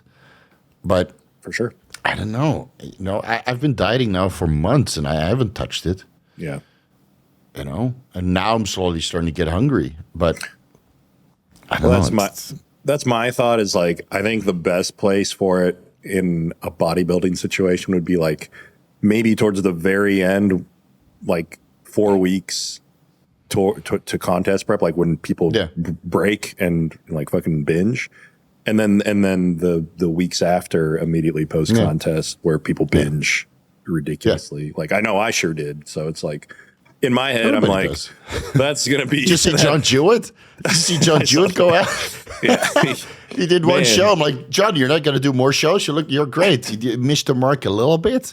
Do more shows. And he's like eating whatever the fuck he wants for like 2 weeks straight already. I don't think he's going to do another show this year. He's already 240. I don't know. Yeah. Well, at least Well, he's what was having a good time. I forget. What was he on stage? Was he 225 or something like that? Yeah, something like that. Yeah. Yeah. Or was he in the 240? I can't remember. No, it was 225. Okay. Yeah, it was not too much over 212. Okay. You look twice as big, though. When we saw him at the Arnold, he's insane. Like, he's the most impressive guy that I saw there. Oh, really? I was shocked when I saw him. Like, number one, of course, he's short. But how short is he? I mean, I was standing there. I mean, he was probably top of his head was probably at my eyes. So maybe that's 5'6", 5'5", but he's so thick, insane. Like, and he was fully clothed, long sleeves, had shorts on, but you could just see his quads just spilling out the bottom of his shorts, his hamstrings falling out the back, and just it was. And I met Nick Walker that day. Like and like Nick covered it up well enough that I was just kind of like, yeah, it's Nick, whatever. But when I saw John, I was like, holy shit, look at this dude. He looked insane, absolutely nuts. And he was so nice. Definitely seemed most down to earth person that I talked to there. But yeah, it seems like a super really cool guy. Yeah, it seems like a super cool guy. And we all have something in common now. Yeah. Oh yeah. He just picks on more people and tries so hard to get somebody's attention. He's like, please, somebody let me on your podcast. Debate me. No rebuttals. Where are the rebuttals? Nobody wants to waste their time with that shit. Well, it's just dumb. It's like you had your chance on mine, and everybody saw how much of a jackass you are. I send that podcast every time that somebody they challenge somebody or he challenges somebody to debate them, and I send him your podcast. I said, "Here, we'll give this a watch. If you can stand longer than 30 minutes, first of all, I owe you a beer, and then second of all, if you still want to do it after those 30 minutes, then this is what you're going to deal with." Chase, don't you know that I'm so bad.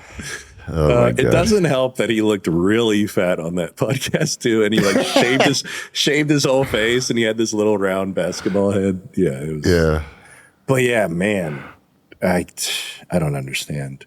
It's crazy. And then what was great though is there's a Discord called Serious Bodybuilding that's run by Stuart Sutherland. And somebody, I can't remember his name, but they've got their own whole Discord. And apparently they started ripping, just trolling hardcore on Victor's post, just tons of comments, just ripping him apart. And like Victor, you could just see him constantly deleting stuff. But then he's like trying to answer everybody. Some of the shit was so funny though that they were saying, but it was because Victor tried to talk shit about Scott Miss, and he's on. Yeah, that was despicable. Yeah, he's friends with all of them. He's in that Discord as well, but so it was pretty funny. What happens? What happens? I know. Yeah, he's an idiot. I know. Tell me about it. Yeah, tell me about it. Well, there's plenty of idiots here in Thailand, so that's just the norm nowadays.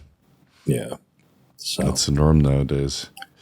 Yeah, so the semaglutide and the tirzepatide, I think is I don't know, use it sparingly. Yeah, I mean, I haven't touched it since back then, and I wasn't sure if you were still dabbling in it. I'd use it if I feel that I need it. But right now I'm not dieting too hard, so I'm just slowly getting leaner, and as long as I look pretty lean again for the Mr. Olympia, then it's good. But for me, it's mostly a point of taking the GH out, and I'll drop it on the water, and they'll look good. So there's not so much fun. I can't wait for the Olympia too, because it's like, man, it's right at about 16 weeks away now. Which 16 weeks already? Yeah. Yeah, this weekend it'll be 16 weeks. And so I know that because my 5 gram cycle it's supposed to end in 16 weeks. Right. So if all goes to plan, I'll be Mr. 20,000 nanograms per deciliter at the Olympia. Shit, that I only got 1 month of just training legs. Shit. That's not enough time. No, just wear pants. You'll be fine. Yeah. You got it's gonna good be cold calves. in Vegas. It doesn't matter. Is it? Yeah. Well, for me, it's compared to gonna be cold. Thailand, everywhere's cold. I remember when I arrived at last time, I was like, fuck, man, it's cold. And then it was freezing in the middle of the night, and my wife was bitching. It's like, shut up, let's go shopping. So I got her some jackets. Right. And those are all in the closet now in a vacuum bag. Because Yeah, we never used those. I bet. never used them. Yeah. In Dubai, it's like 90 degrees or something, or 100. What is it in Fahrenheit? I want to go there. Yeah, it's fun, man. Have you heard about this bioaccelerator place? That's in Colombia. Yeah, the whole stem cell thing. Yeah. Yeah, 105 during the day in Dubai, Fahrenheit. Yikes. Yeah, there's a bioaccelerator. They have influencer discount. So I'm a little bit worried that some of the influencers, they are a little bit more, positive than the treatments really are. But then again, Yeah. it might be the same for other companies. Yeah. You know, they all have like little influencer discounts. I was offered influencer discounts for several of them as well, but I don't see a reason to do stem cells because my joints aren't fucked. Yeah, if you're good, you know. Yeah. I don't train hard, so. I did. I mean, I saw like not an influencer review on it. Someone was talking about it in like the Professional Muscle Forum, and he said it's every few months, like his thread will update somebody like, "How you feeling? Are things still getting better?" And he's like, "Yeah, it's crazy, but." I mean, it cost him $30,000. But Yeah, still. so that's what it costs. So I know one guy that does stem cells. One of my VIP clients, he does stem cells in the US, but that's mostly for genitals, so penis enlargement and that kind of stuff. Yeah, Right. And then another VIP client of mine, he went to Mexico, I think, and he did the $30,000 stem cell treatment. And he felt better in 4 days, and it's just been progressively better. But he had Lyme's disease and mold poisoning, and he was fucked. Yeah. He was fucked, and now he's doing 10 times better. So, like, I would like to do it just for overall rejuvenation at one point. I just need to fit it in. Right. I mean, that's what I was thinking was like, maybe 5 years down the line, like check it out. And because apparently like once you have one treatment there, then you get like a discount, like a big discount to go back like once a year or whatever for an IV or whatever. Yeah. I was like, well, that sounds pretty cool. And the funny thing is, like the one in Colombia, Mexico, they're all like in like resort towns. So you can combine it with the holidays. So you go there, you do your medical tourism. And even the one that Dr. Adil Khan is offering, it's usually most of the places that he has it. It's also a little bit of a resort and relaxation. So if you go there for a couple treatments and you spend $30,000, $50,000 on the treatments, you spend another $10,000, $15,000 for your holiday. Yeah. You bring the whole family, and then you send them off to the theme park, and you're just getting fucking needle jammed in you and IVs and blood drawn. And they're like having fun at the theme park, and you're just getting rejuvenated. That's what he said. It was like a week-long thing, and I was like, oh. Yeah. Like he said, every day there's needles but there's like hypobaric chambers and all this other stuff that they're like taking you through every day. And I was like, wow, that's a lot more than I thought that was involved. No, it's quite involving. So most of the good clinics, they try to optimize your mitochondrial functioning, right? And then they might have a protocol leading into a month, which you can do at home because it's approved in the US, and then the rest you need to do abroad because the stem cells are 10 times better than what is available in the US. Right. And then they do the growth factors and the hyperbaric chambers and maybe they recommend a little bit of ice bath and then the IV stem cells, right, for systemic improvement. And then whatever you have issues with, right? So if you have issues with your kidneys, then do stem cells in there. Or connective tissue injuries, they do stem cells in there. And PRP maybe. And that they basically offer everything. Just sky's the limit. The limit is your bank account. Yeah. Yeah. But I talked to guys that spent like $75K, but they were messed up and they were like 60 years old. Yeah. Yeah. That's like a lifetime of acquiring money under the premise of drinking and smoking and, cocaine and that kind of shit. And then they later on, after 50, they get into TRT and the lifestyle. But then by the time they're 60, they're, the wear and tear is there on the organs, not the joints. Right. The joints and ligaments. So, and then they need to do the hair transplant and the PRP and the all of it. all of it. Yeah. The dick But they're implants. they're multimillionaires, so it doesn't really matter, right? I mean, it's like you say 30,000. It could be like 10% of your income for the year, or it could be like 50% of your income, and then it's a lot. Yeah. But if it's 0.5% of your income, then you don't have to think about it. Yeah, you don't even care. You live there. Yeah. Oh, yeah. So I have VIP clients that just make so much money. They're like, yeah, we do this every year, and we spend 100 G's, and we attach a holiday on it. Yeah, that'd be sick.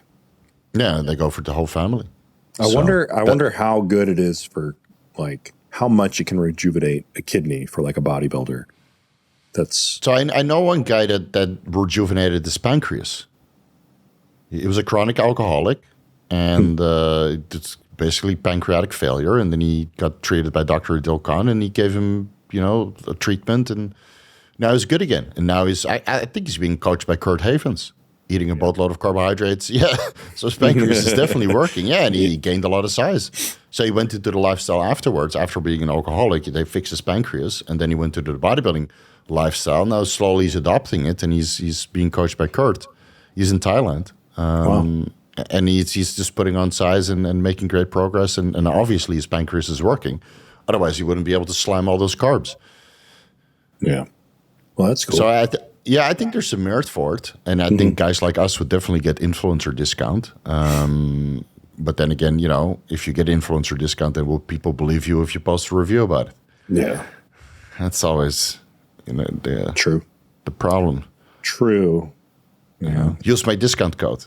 I wonder what the kickback on that would be. You get 10%. 10% of 70,000. You get 70,000. No, you won't get 10%. every day. You won't get you'll get a discount, and then you get when you come back. People. Yeah. We'll take $10 off. 1,000. Well, I mean, you like with the blood work place that I work with here in Thailand, I basically get it for free also because I send so many people over. Same as with my pharmacist. So we don't have like I send so many people over that they'll vet personally, and then when I ask for something, so how much is it? They're like, well, less than wholesale, Right. so they lose a little bit on it. So that's fine, right? You wash your hands. It's like the Asian way. You wash your hands, your back, I wash mine, or something like that. What was it saying? I wash your back, you wash mine. Right. We got one more question to close it off with. Yeah, something I don't think you've touched on was what are your thoughts on kratom? Because that's becoming very big in the bodybuilding industry. I've never tried it. I never tried it. Like I tried every fucking recreational drug in my younger years. I know. I know. This I know fucking you. guy. Yeah. So, but kratom, I never liked weed. I smoked weed like a couple months ago on a concert. I had like 3 puffs and I was fucked. Yeah. I was fucked. I said like hallucinations and tracers and during the contest, and I'm like, fuck, is this weed super strong or am I just fucking weak? Yeah. They get that whole anxiety, do these guys know that I'm so fucking high? Terrible. So anyway, I have a lot of experience. So I was just like, I was able to calm myself down and enjoy the concert. And I know that kratom is something entirely different than weed, but it kind of falls a little bit in the same category. Yeah. It kind of takes the edge off. Some strains give you energy, some strains make you sleepy, and some strains make you more smart, more creative, right? And I'm just over that shit. Well, I just thought it was so strange that like Mitt 45 was like one of the main sponsors of the Arnold. And I was like, what's this? I was so confused. I thought it was MI40, the gym. I thought it was the gym was fun. I was like, why is the gym sponsoring the Arnold? Whatever. And then I realized, like, oh, Mitt 45, that's kratom? And then I was like, well, what's this? And I mean, from all what I that really kind of turns me away from it is I've heard that it's used to get people off of heroin. Opioids, Yeah. It's like, and then they get addicted to kratom, and then they need to use cerebrolizin to get off of that. I've helped maybe 20 guys get off of kratom that way. Yeah, but I was like, how did this make its way into the bodybuilding realm? Anxiety. Yeah.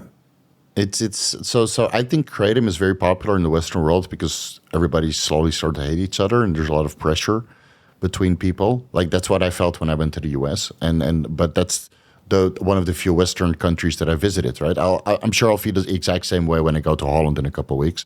Yeah. Like everybody fucking hates each other, right? Except the bodybuilding community where we all. Well, most of us, we like each other, right? Right. We have a good time. We're all bodybuilders, we're all rejects and misfits, and right? But at least we're not the same as general population. But when I was traveling through the US, and I'm sure I'll feel the same way in Holland, I have a feeling that everybody's kind of allergic to each other and adverse to social contact.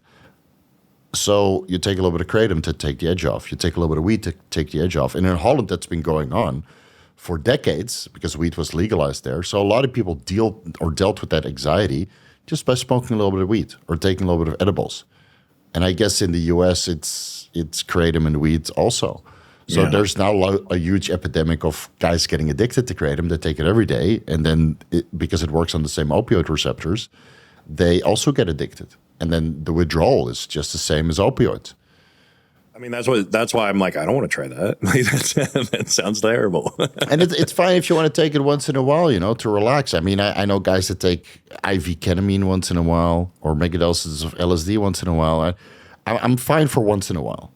But once it starts turning into chronic, I don't know. And maybe it's because I saw so many guys in Holland just smoke weed every day and not end up anywhere, Because if I go back now to Holland and I meet those people that are still chronic weed smokers, they're in the exact same place as I left 20 years ago. Yeah. And then maybe their salary matches the inflation. Right. Yeah. And I'm like, okay, if that's fine for you, that's fine. But, the whole goal of life is to kind of level up, or at least in my opinion. Yeah. So I don't see how kratom fits into that. But again, if you want to relax once a week and then kratom is your drug of choice, go for it, man. I've been hearing. I just know a lot of guys that it goes from once a week to 3 times a week to every day to multiple times per day to doing a consultation with me, and then I have to guide them through the process of getting off of it with cerebrolizin, which is like 20 to 60 milliliters IV every single day. Yeah, From what I keep hearing, is guys are using it right before cardio, so that cardio goes by faster, so they don't have to. So think. Okay, so this is just drug use. And when cardio is a daily thing, like that's not good. Come on, dude, just watch YouTube. I do cardio every day, 30 minutes on the elliptical. I watch YouTube. Yeah. The Elden Ring DLC is coming out Friday. I'm just gonna be walking on the treadmill, playing games. Yeah, exactly. And then at least you feel more immersed because you're traversing. Just like in the game, right? And then when you're fighting a boss, you just put the on the incline a little bit faster. Right. Yeah, so no fast travel and no use of the ox? The horse? The horse, yeah. Yeah, the horse. You just run everywhere. Yeah. So you're not allowed to use that, otherwise it's not immersive. That's right. Or you're playing the game. Yeah, I just got Super Mario Galaxy for my wife. Yeah, she was like, the only game I know is Super Mario Galaxy. So I was like, okay, let's order it. I said, what do you mean? I said, babe, we're not short on money. I don't have to think about a $60, $70 game. Just fucking get it. Get it. Just get it. So the entire Sunday and the entire Wednesday today, we've been like hammering that game together. And she's so bad at it. So I'm just sitting there. So maybe you got to go left. You got to go right. Do the ground pound. Do the ground pound. There's a new Mario coming out. I don't know when it comes out, but it was called Mario and Luigi, right? Or it was Mario and Luigi Brotherhood or something like that. Looked kind of cool. Yeah, they just dropped a Nintendo Direct yesterday, so you can finally play as Princess Zelda in The Legend of Zelda. I saw that. So they're going to call it The Legend of Link. Because now we get to play Zelda. No. I was like, I don't remember that. Yeah, it's called The Legend of Zelda, but you always play with Link. So what the fuck? It doesn't make sense. So now it should be called The Legend of Link. And Echoes of Wisdom. Yeah, Yeah, and you something play like as Zelda. Yeah, Yeah. Yep. Things to look forward to. things to look forward to. Exactly. You got another podcast coming up, right? What, in 10 minutes? With Scott. Yeah. Scott Miss. Which Scott? Scott Yes. Linsky? Miss Linsky. Linsky? Something like that. Cool. Tell him I said hi. I will. Absolutely. Cool. It was good to catch up, man. We'll keep everything under wraps for the booth. And then at one point we should announce something so people can find us. Yep. Yeah. Or at least if you come to the O, it should be a lot of fun. 16 weeks. Hell yeah. I can't wait, dude. 4 months. Then it's on. Yes. Everybody's got to do their Olympia cycle. Showing. I got to show these guys when I show up. So many of them have been like, why are you on so much gear? You don't look big at all. And I'm like, Jesus fuck, you man. just wait till the Olympia. Yeah, damn it. just wait until the Olympia. You just wait. I'm going to show up bigger than hell. Yeah, that's the funny thing about YouTube. You always look small until they meet each other in real life. And you're like, oh. Oh. I mean, I don't see it, but I see it. Now, of course, you never see it. I see it when I see it. pictures. When I see pictures with people, I'm like, oh, okay. So this year, you're only allowed to take pictures with Paul. Only with Paul. Whatever. As long as you like throw up a bicep in every picture, that cancels everything out. Just wait until you see Aaron, then you're also like, oh. Oh, right. Yeah, he's big. Ooh, he's a big boy. Yeah. Well, that's just it. You don't know unless you're like in this industry and you're like, okay, he's big on camera. He's definitely big in real life. Yeah. But most of the guys, we don't look big on camera because we're always a little bit soft. You know, always trying to grow. And we've always just like got our faces on the camera. A wide angle lens just like shrinks us all up. Yeah, it sucks. We're too wide for the podcast. Like the G-Man's shoulders don't fit. Yeah, you got to put the camera way back there. Yeah, you got to go all the way back. Yeah. All right, man. Where can people find you? Chase Irons at Instagram. My YouTube channel is Chase Irons. Everything is Chase Irons. My website, chaseironsfitness.com, where you can get the best 600 milligram per milliliter injectable carnitine on the market. New pricing is $50 per 30 milliliter vial. And I did just start a loyalty program. For every vial you buy, you get $5 off your next vial, and that adds up. So like if you buy 10 vials, you get one free, basically. One for free. Yeah. There you go. So holy shit. It. Yeah, that's 330 milliliters right there. Man, it keeps me busy. Yeah, I'm sure. Yeah. Maybe you need to outsource that also. Get some Filipinos. It keeps me busy. So part of the reason I don't coach anymore. Yeah, of course. Well, you don't have to. So that's it, though. Cool, man. I'll put all those links down below. This was great. Good to catch up, man. And I'll talk to you again soon. I got Paul Burnett coming on Friday, and then Dean and Kurt Havens for the Anabolic Roundtable. So I got all the coolest people in 3 weeks. Very nice. On my YouTube channel. Yeah, I'm excited. Awesome. Sweet. Sounds good. Cool, man. Talk to you soon, yeah? All right. Take care. Later. Ciao.